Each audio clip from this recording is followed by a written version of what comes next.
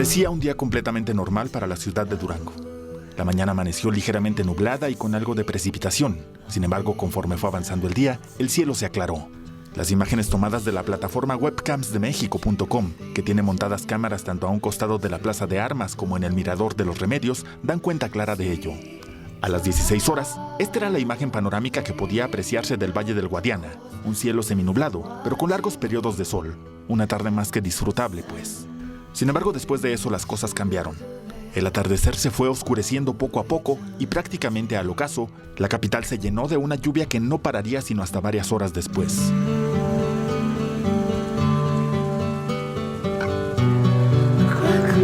El primer reporte de consideración provino del vado de la colonia La Virgen. Un par de vehículos habían sido atrapados por la corriente y sus ocupantes estaban en riesgo, por lo que se activó el código de emergencia y hasta ese punto acudieron elementos de protección civil. Faltaban unos 10 minutos para las 22 horas. Tiempo y espacio estaba cerca de ese punto y llegó prácticamente al mismo tiempo que las autoridades.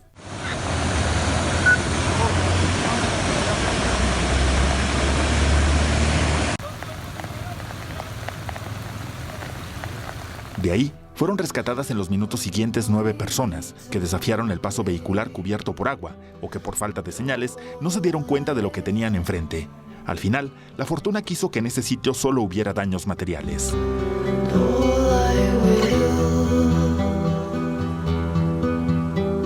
Aproximadamente una hora después de la alerta en la colonia La Virgen, llegó otra proveniente del fraccionamiento Las Américas.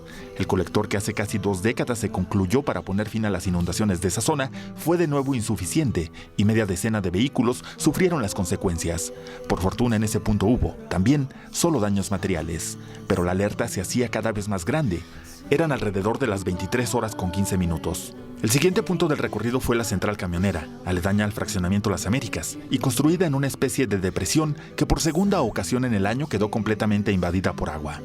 Las imágenes hablan por sí solas, decenas de viajeros acomodados, incluso de pie, sobre bancas y mesas, tratando de evitar al menos un poco las consecuencias de la inundación. El agua subió hasta 40 centímetros en algunos puntos de la central, pero por fortuna hubo también solo daños materiales. Pero era un aparente aviso más de la tragedia.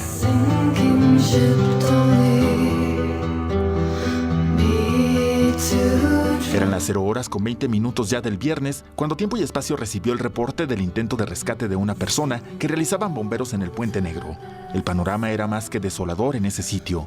La prolongación Dolores del Río se había convertido justamente en eso, en un río, y a un costado del puente, los elementos de protección civil hacían lo imposible por sacar del agua un cuerpo que, por desgracia, quedó sin vida en el sitio.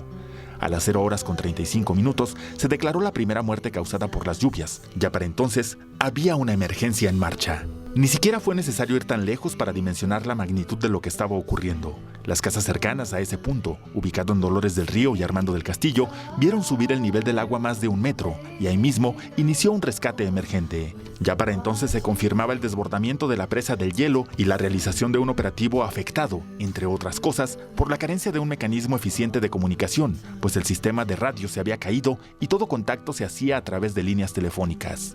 Personas que estaban dormidas se encontraron repentinamente con que el agua empezaba a invadir sus camas. Fue eso lo que los despertó e hizo reaccionar. Tan solo en esa cuadra fueron rescatadas unas 40 personas que finalmente lograron salvar su vida. Pero la noche sería muy larga. Conforme pasaron las horas, se supo que la mujer rescatada bajo el puente no estaba sola. Su hijo y su madre habían sido arrastradas por la corriente desde la calle Artículos, a casi 1 kilómetro de distancia de ahí. Conforme avanzó la noche, ambos fueron también encontrados muertos. Aún sin salir el sol, se confirmó el deceso de un joven de 18 años de edad en el lecho de la fatídica presa del Hielo, y al amanecer, la de un hombre de 40 años en la calle Dolores del Río, paralela al bulevar del mismo nombre, provocada por el derrumbe prácticamente total de su casa. 5 decesos por una inesperada inundación, en ese momento quizá todavía no dimensionada a plenitud.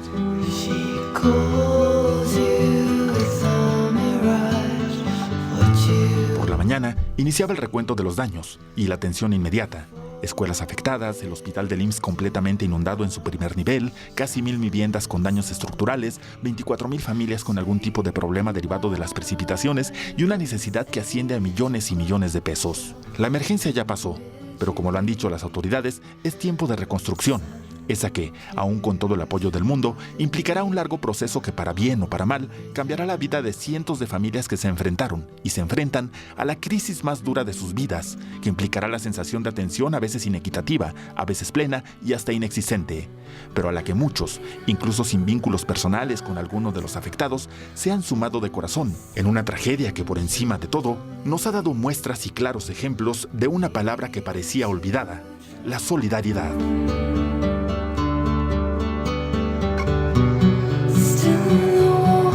Con imágenes y producción de Edgar Tapia, investigaciones especiales de Tiempo y Espacio, Luis Lozano.